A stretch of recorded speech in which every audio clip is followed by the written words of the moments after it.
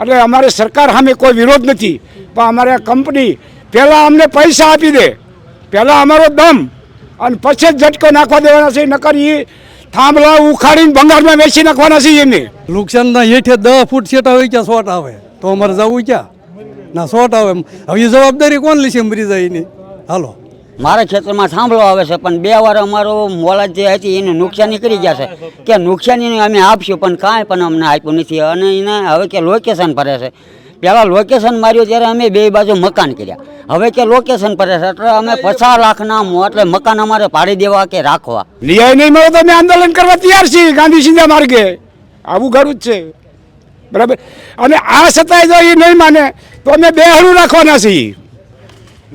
આજે આમ રાખ્યું ને એવું બેહણું રાખીએ અને અહીંયા કાઢી કાઢશું. મળે તો અમે આંદોલનમાં ઉતરવાના છીએ.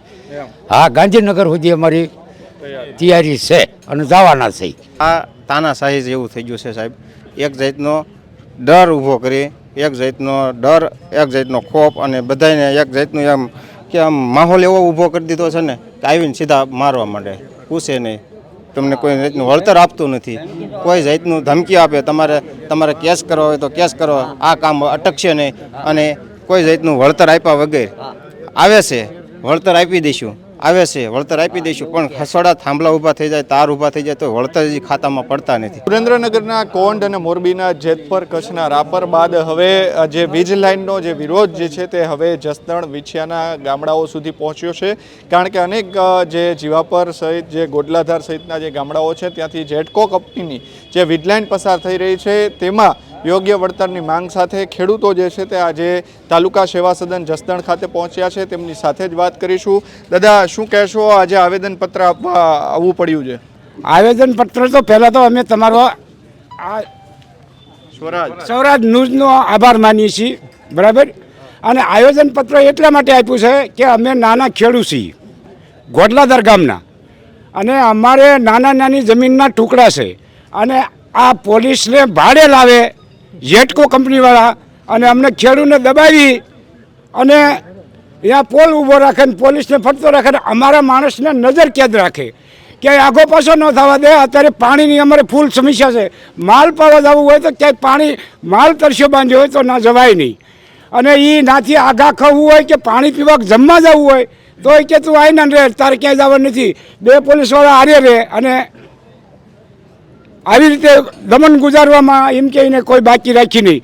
નકર અમારું ખેડૂતનો અત્યારે કોઈ છે નહીં કે જો પોલીસ સાહેબ હોય તો ખેડૂતના એને આભાર માનવો જોઈએ કે આ ખેડૂત જગતનો બાપ છે, અને ખેડૂતને લીધેથી આખી જગત ખાઈ પીવે છે. જો ખેડૂત મહેનત ન કરે તો આ જગતને કોણ ખાવા દેવાનું છે?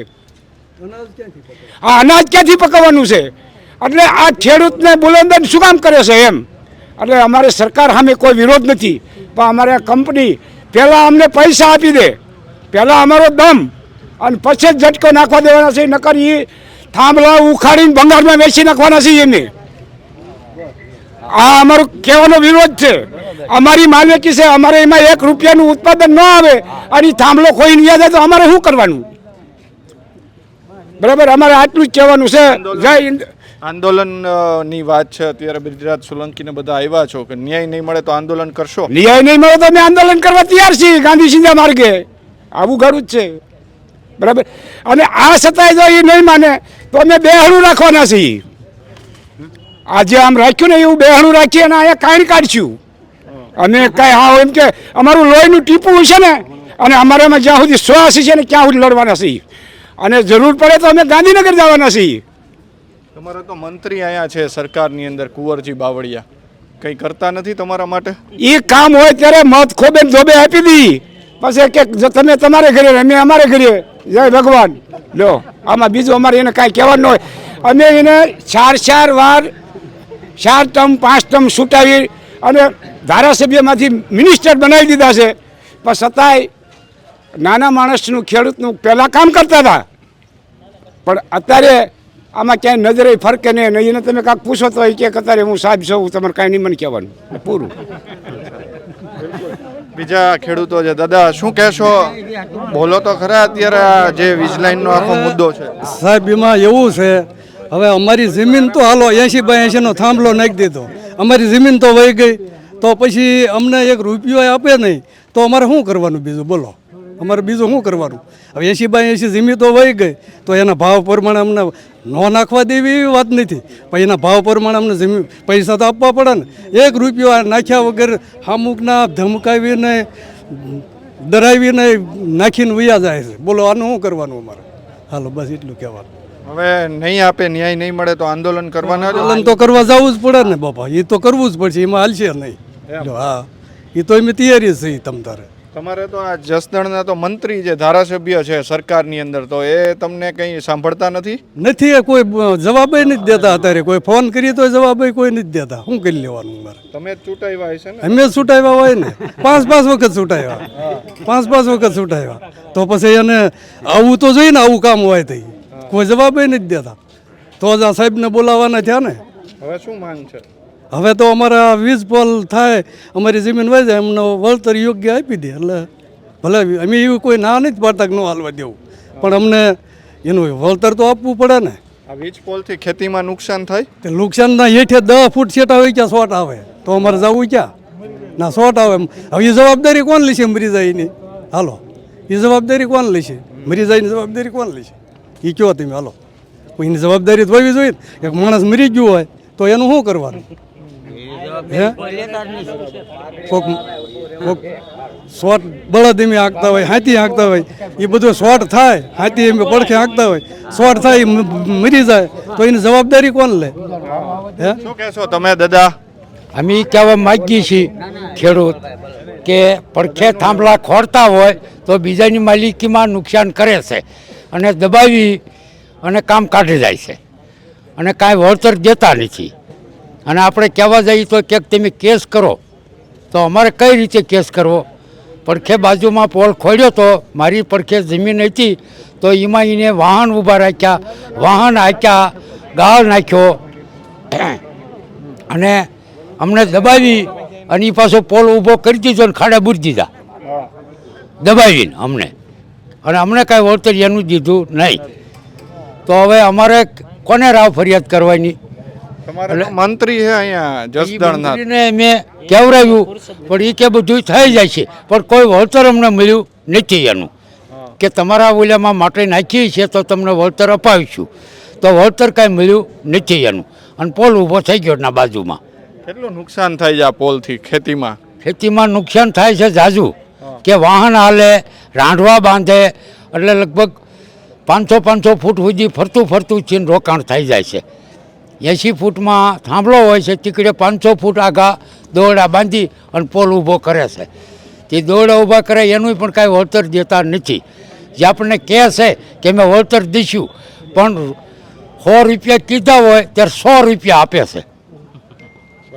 આવું વળતર અમને આપે છે. હવે ન્યાય નહીં મળે, વળતર નહીં મળે તો? નહીં મળે તો અમે આંદોલનમાં ઉતરવાના છીએ. હા, ગાંધીનગર સુધી અમારી તૈયારી છે અને જવાના છે. બિલકુલ. દાદા શું કહેશો? અત્યારે આ જે ખેડૂતો હેરાન થાય છે. હા, એમાં અમે તો જો પેલા લોકેશન માર્યું ત્યારે એને એ પ્રમાણે અમે મકાન બે બાજુ કર્યા, બરોબર. હવે એ લોકેશન ફેરવે છે અને 2 વાર મોલા જ મારી એને નુકસાની કરી છે, પણ કાંઈ પણ વળતર આપ્યું નથી. તો અમારે ટૂંકી જમીન હોય, બરોબર, તો એનું વળતર ન આપે, અમારે બધું મોલા જે નિષ્ફળ જાય, બરોબર. તો અમારે ખાવું હોય અને કોને કેવું કે આપશું કરી અમને કાંઈ આપ્યું પણ નથી. એટલે અમે ભોળા પડ્યા છીએ, એટલે ભોળવી અને અમે સાઈન આપી દીધી છે, બરોબર, પણ અમને કાંઈ આપ્યું નથી. નુકસાની કરી ગયા, 2 વખત અમારી મોલાતની નુકસાની કરી છે એને, પણ કાંઈ આપ્યું નથી. આપશું કર્યું ને કાંઈ આપ્યું નથી. લ્યો, તમારા ખેતરમાંથી થાંભલો આવે છે? હા, મારા ખેતરમાં થાંભલો આવે છે, પણ 2 વાર અમારો મોલાત જે હતી એને નુકસાની કરી ગયા છે કે નુકસાની અમે આપશું, પણ કાંઈ પણ અમને આપ્યું નથી. અને એને હવે કે લોકેશન ભરે છે. પહેલાં લોકેશન માર્યું ત્યારે અમે 2 બાજુ મકાન કર્યા, હવે કે લોકેશન ભરે છે એટલે અમે 50 લાખના એટલે મકાન અમારે પાડી દેવા કે રાખવા, ખાડા એ પડ્યા છે. તો હવે કે અમારે લોકેશન ફરે છે, તો લોકેશન ફરતું હોય તો પહેલાં ફર્યું ને હવે ફર્યું. તેને લોકેશન માર્યા પછી અમે 2 બાજુ મકાન કર્યા, બરોબર. તો કે હવે લોકેશન ફરે છે એટલે અમે 50 લાખના મકાન અમે પાડી દેવા અમારે, કે શું કરવું?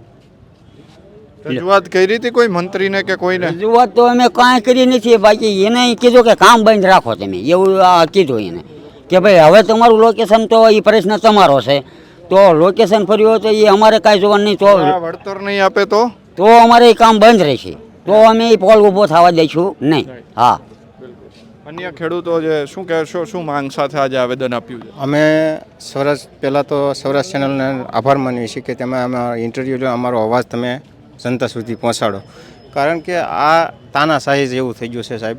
એક જાતનો ડર ઊભો કરી, એક જાતનો ડર, એક જાતનો ખોફ, અને બધાને એક જાતનું એમ કે આમ માહોલ એવો ઊભો કરી દીધો છે ને કે આવીને સીધા મારવા માંડે, પૂછે નહીં, તમને કોઈ જાતનું વળતર આપતું નથી, કોઈ જાતનું ધમકી આપે, તમારે કેસ કરવા હોય તો કેસ કરો, આ કામ અટકશે નહીં, અને કોઈ જાતનું વળતર આપ્યા વગર આવે છે, વળતર આપી દઈશું, આવે છે, વળતર આપી દઈશું, પણ ખસોડા થાંભલા ઊભા થઈ જાય, તાર ઊભા થઈ જાય તો વળતર જે ખાતામાં પડતા નથી.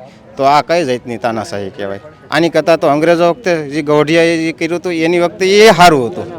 એટલી અટાણે બેદરકારી ખેડૂતની છે એમ કે આવીને એટલે ભોળવી અને સહયું કરાવી લે પહેલાં કે તમે આમાં તમને વળતર આપશે, તમારા ખેતરમાં તાર. મારા ખેતરમાં 2.5 મહિના તાર પડ્યા રહ્યા નીચે. આજની તારીખમાં, કાલની તારીખમાં જે તાર ઉછે સેડાવ્યા, એનું વળતર હાટું હું 3 ફેરે મામલતદાર કચેરીએ ધક્કા ખાધા. 3 ફેરે મેં અરજી દીધી, પ્રાપ્ત અધિકારીને અરજી દીધી, છતાં કોઈ જાતનો 20 દિવસ અરજી દીધા કેળે 20 દિવસ પછી એનો નિર્ણય આવ્યો. 15 દિવસે તીકેડે એનો નિર્ણય આવ્યો કે એના તાર ઉપાડો એમ. તો 2.5 મહિના લગી આ જેટકો કંપનીવાળા ખેતરમાં પડ્યા રહે તો ખેતરની અંદર વાવવું, ખેતી કરવી કે ક્યારે કરવું? તો અમને યોગ્ય વળતર તો મળવું જોઈએ ને. કાલ સવારે વાવણી થઈ જાય, તાર પડ્યા હોય વાવવાનું, તો એની કોઈ લેખિત તો કંઈક અરજી તો એ લેવી જોઈએ ને આપણી પાસે. તો એ કંઈ કોઈ કરતું નથી. અને સીધું આવતા આવે બસ લાઈન ઊભી નહીં રહે એવી પોલીસનો બંદોબસ્ત ગોઠવી 7-8-10 ગાડીઓ લઈને આવે. આપણે ખેડૂત કરે તો કરે, હું 5-10 જણા હોય તો શું કરવાના? નથી તમને ખેતરમાં જવા દેતા તો કરવું શું? યોગ્ય વળતરની અમારી તો માંગણી છે.